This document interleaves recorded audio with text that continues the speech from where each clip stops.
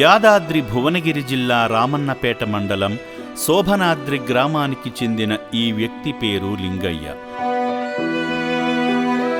సరిగ్గా 2021వ సంవత్సరంలో హైదరాబాద్ పరిసర ప్రాంతాలలో మతిస్థిమితం లేని మనిషిలా రోడ్ల వెంట తిరుగుచుండగా అమ్మా నాన్న అనాథ ఆశ్రమం చేరదీసి అక్కున చేర్చుకుంది.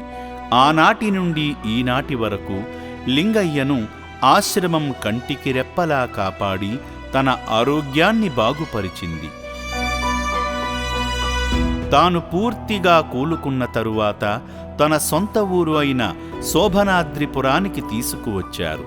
తల్లి కన్నీరు మున్నీరవుతూ బిడ్డను చూసి దుఃఖాన్ని ఆపుకోలేకపోయింది.